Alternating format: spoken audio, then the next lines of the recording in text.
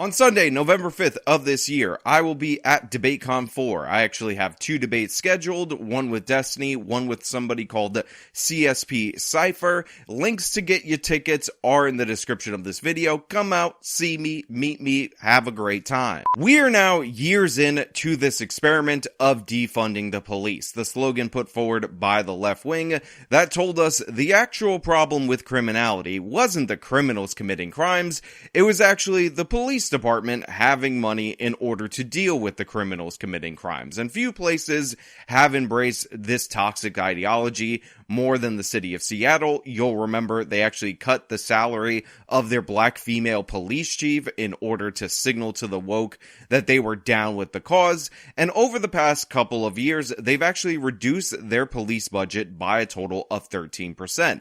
And unsurprisingly, as a result of this, we've seen an objective disaster. Now, I know the mayor called the Black Lives Matter riots the summer of love out of Seattle. I think it shows a complete lack of understanding of why people are in the street. They're in the street fighting a system of domination, and he doesn't understand that. And his response is always one that's bellicose and militaristic, but he doesn't honor the military in that way either, as you've seen from the line of generals that have disputed him. So I think he says dominate because he is totally does not understand what is happening in America, and he is desperately trying to start the old fights and the old divisions that put him in power in the first place. How long do you think Seattle in those few blocks looks like this? I don't know. We could have the summer of love. But in reality, nothing could be further from the truth. And a perfect example of this is what is going on in the Seattle transit system. Because as I said on this channel a bunch of different times, the dollar amount that they're currently at today is nowhere near as relevant as the recruitment and the police officers going into retirement when the attitudes changed, when they started cutting the funding, because even if you were to restore it, it's not like you can materialize these officers out of nowhere. So we're looking at big problems in Seattle mass transit. We're looking at major issues, major crimes, and in some of their operations, they're down 20% of the officers that they would need, but in others, they're down as much as 40%, and the results are absolutely disastrous. We're going to get into that, but before we do, I want to say thank you to everybody who signed up over on actualjusticewarrior.com/join. Give me the money. Give me the money. Okay? And thank you to the podcast listeners, Spotify, Apple, and Google's podcasting platform. Traveling by bus has some riders wondering about safety after a deadly crime in White Center, where witnesses saw a man gunned down before the shooter and possibly a second suspect hopped out and ran off. I was across the street. I heard, "Hey, cuz, get on him." Bow! I start ducking. So I just want to say I often do love this kind of energy from the local news when they interview people on the street and they're so energetic about what they're describing, but make no mistake about it, as funny as that might have been to you, I was across the street. I heard, "Hey, cuz, get on him." Bow! I start ducking. This is no laughing matter in the city of Seattle. What we're seeing in terms of their transit system, particularly in their buses, is that crime is on the rise, and this is due to a number of factors. First and foremost, they worked diligently to cut their police force. They also had a change in culture, which drove down recruitment. Then you have officers going into retirement early, and all of these factors confound to having a shortage in the city of Seattle, and the response to that, by the way, is to increase the hiring bonuses for officers. So even if your goal is to cut the funding for law enforcement, guess what? It ends up having the opposite effect because people realize that they do in fact need law enforcement, the most obvious statement of all time, and then they end up approving something like $30,000 bonuses in order to hire new people on. But guess what? It's not nearly enough. And the approaches that they've tried in Seattle mass transit are absolutely ridiculous, but then again, what would you expect from the same people who told you the unprecedented rioting in our country and Antifa thugs declaring their own sovereign state in the middle of their city was just beautiful, loving behavior and totally mostly peaceful. Many are now calling for added security measures. The problem is because no hay security, no police. But on the buses, yeah, maybe we need a little more safety for for that because, this is not the first time here, many problems on the buses. So here you have some interviews from people on the street, and they're telling you the same thing. They need an increased police presence in order to drive down the crime. And by the way, notice that these are the people who actually take public transit. These are the people who actually live around where these crimes are occurring, and they understand and diagnose the problem, unlike the people in the Seattle City Council who are completely disconnected, busy spending more money on their own private security, and pretending that they solved some sort of systemic racism problem. Metro does have transit security police, which is overseen by the King County Sheriff's Office. Como News reached out to both agencies to see if changes or enhancements are in the works. Metro says there is now an added security presence on the H-line, the route where the shooting occurred. Sound Transit, which operates the train, says they now have 3 times as many security guards when compared with a year ago. Now, I think that is incredibly crucial. They're telling you that they've tripled the number of security guards as opposed to what they had the previous year. However, they're down in terms of their transit officers, 22% and 40% respectively. But transit police are seriously understaffed. The King County Metro Police are 22% below full staff, and the Sound Transit Police are 40% below full staff. Those are dozens of vacant police positions that should be patrolling trains, buses, and stations around Seattle. Now that might sound confusing to you. You might be wondering, oh my God, how much down on the police were they in order to get to this point where they could triple it and they still have those deficits? But what you need to understand is there are actually 2 different categories. You see, because they don't have the officers, they're contracting out to private security firms in order to backfill what they need in order to keep transit riders safe. However, these security guards do not have arrest power like officers, and more importantly, just as promised by the Defund the Police advocates, they're completely unarmed. So when we go to this article, what we discover is that as of October 6th of this year, both the shooting suspect that we reference and a suspect in a hammer assault remain on the loose. They have not been arrested. They are free and out there in the public, and this is something that should be concerning to all of you. However, what is incredibly crucial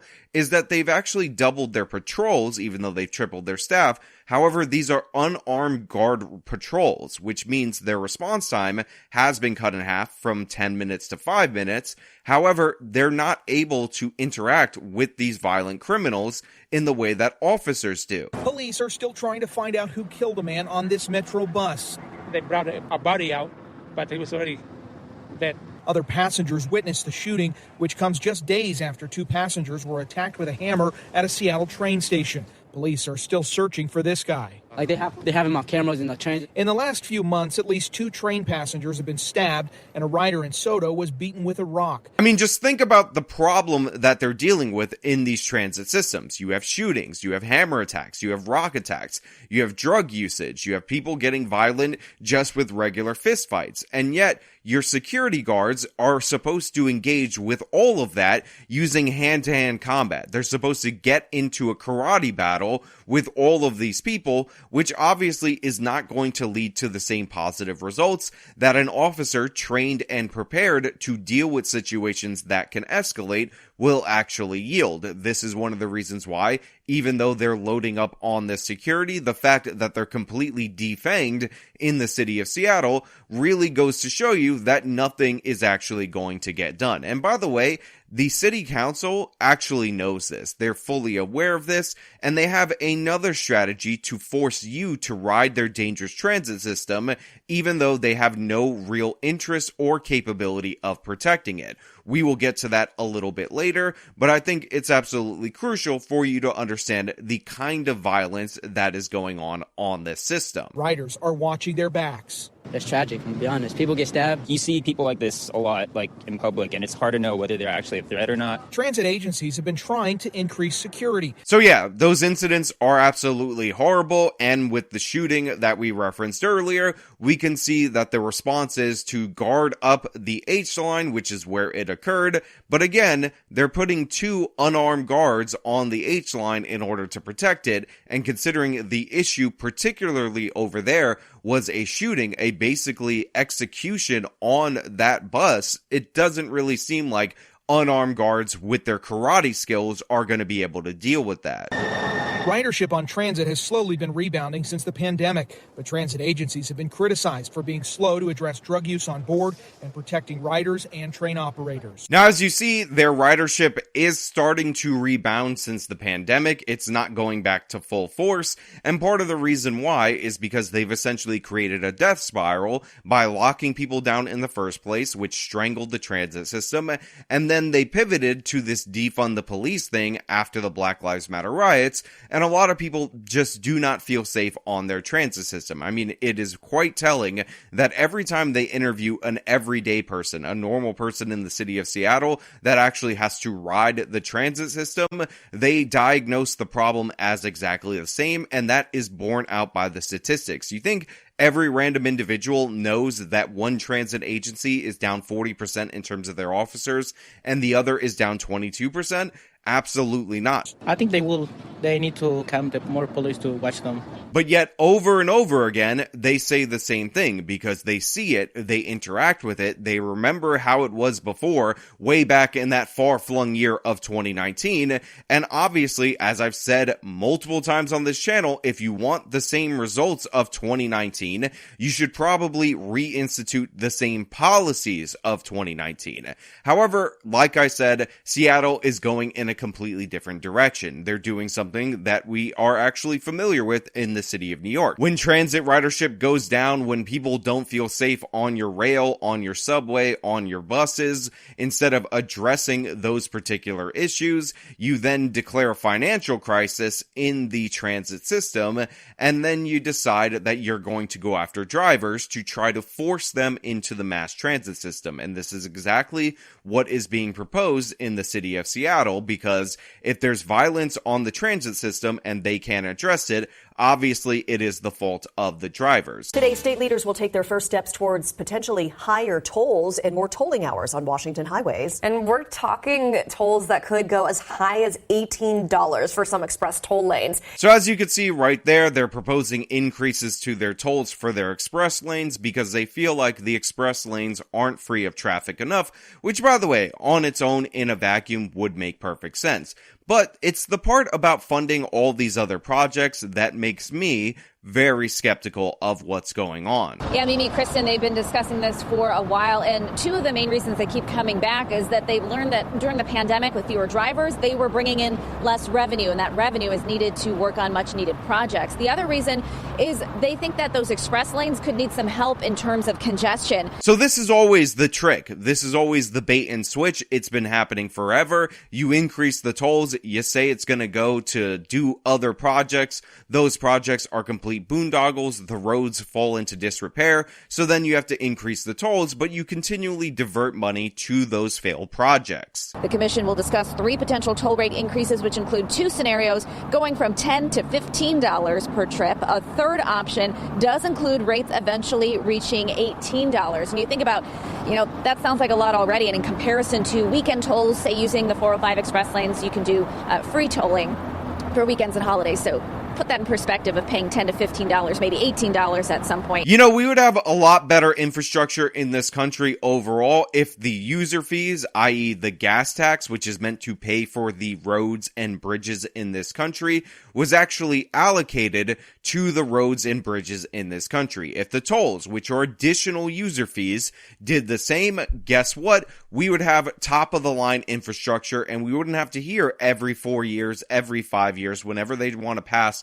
an incredibly ridiculous spending bill in the Congress, that our infrastructure is crumbling. But the thing is, every time they get this new revenue, they end up putting it into trains. Every time they get this new revenue, they end up putting it into ancillary projects. Every time they get this new revenue, it never goes towards maintenance because guess what? Maintenance of roads is just not sexy. It's not something that you can have a ribbon cutting ceremony in front of. However, it is what actually makes your city, your state work. I mean, filling potholes, Again, not something that's going to get the governor out there, but the announcement of a new light rail station that's never going to be operational and is going to cost 100 times what was originally pitched, that is definitely something that you can have a groundbreaking ceremony in front of.